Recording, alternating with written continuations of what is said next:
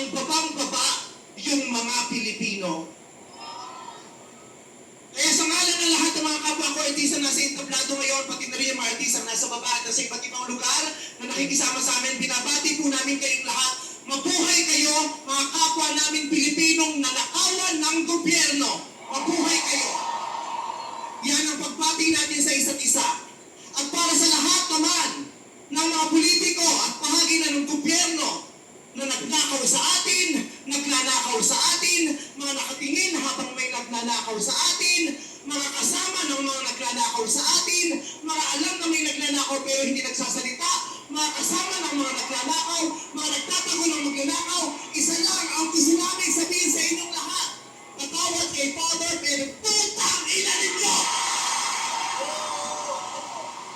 Puta-putahan ang mga putang ina nyo! Matatapos lang ng misa, pero Panginoon, patawarin nyo kami, pero totoo yan. Ito ang wika ng lahat ng mga Pilipinong ninakawan. Putang ina nyo! Putang ina nyo! Putang ina nyo! Putang ina nyo! Putang ina nyo!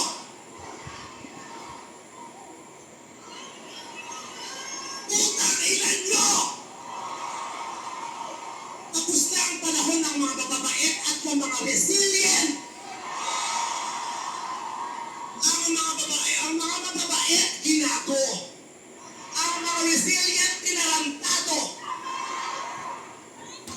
Hindi na uubra sa atin yung bait-baitan, kimikimian, tahimik-tahimikan, patawad pero hindi po. Hindi ko sisimplihan, hindi ko papaitan ang mensahe ko ngayon dahil hindi naman sila mababait. Sa katunayan, mga hayop sila. So bakit natin babaitan ang mensahe natin? Hindi natin kakalmahan ang mga salita at kilos natin dahil deserve nila ang galit, ang pikon, at poot ng mga nanakawang Pilipino. Hindi tayo pwedeng tumalma. Hindi pwedeng iiyak lang. Hindi pwedeng magtitiis lang, hindi tayo kakalma. Hindi ko kayang maging magalang sa kanila. Dahil mga bastos sila. Mga salaula sila at mga baboy sila. Hindi natin kayang maging mabait sa kanila dahil mga walang niya sila. Hindi pwede. Hindi pwede. Yung mabait ka lang, mabuting asal ka. Hindi uubra sa kanila ang mabuting asal at mabait lang kasi nga mga demonyo sila. Kaya tama yan. Sumigaw lahat ng galit. Lahat ng galit na galit. Ang hindi matatapos ang galit bukas. Ang ipalalig ang galit hanggang hindi makulo ang mga putang ina ang magnanakaw. Hindi tayo pwede magalit lang ngayon. Kailangan hanggang bukas, kailangan sa susunod na linggo, kailangan sa susunod na buwan, hanggang umabot ng ilang taon hanggang hindi sila nauubos. Walang mawawala sa atin kasi ubos na tayo. Kaya ang gagawin natin ngayon ay babawi na tayo. Ikulong ang mga magnanakaw. Para sa akin, hindi nga sapat ang kulong. Dapat patayin ang mga korap na magnanakaw. Ibalik ang death penalty para sa mga korap. Para patayin ang mga magnanakaw, ikulong pati pamilya nila.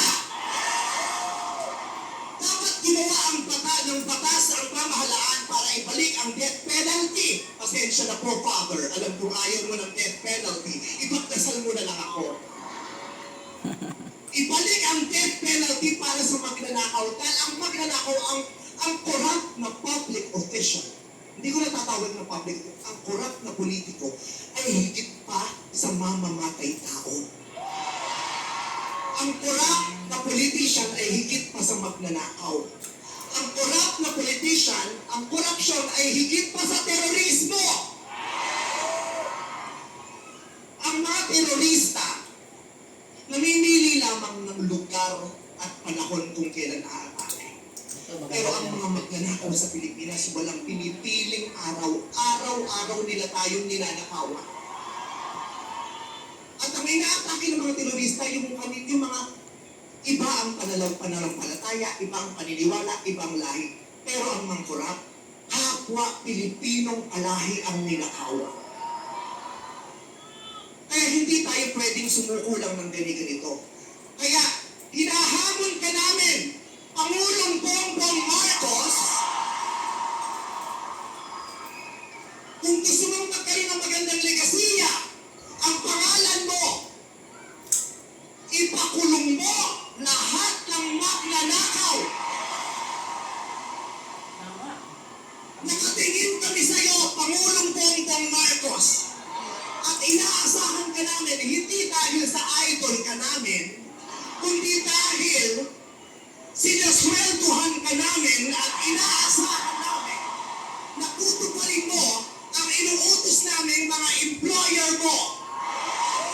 Kami ang nagpapasahod sa inyo, tapos na ang panahon na natatakot kayo sa gobyerno. Takutin natin ang gobyerno dahil ang kapangyarihan nasa sa atin, wala sa kanila. Nakatingin kami sa inyo, ipakulong lahat ipakulong. Pawiin ang mga ari-arian. Pawiin ang mga ari-arian. Pati atay, ito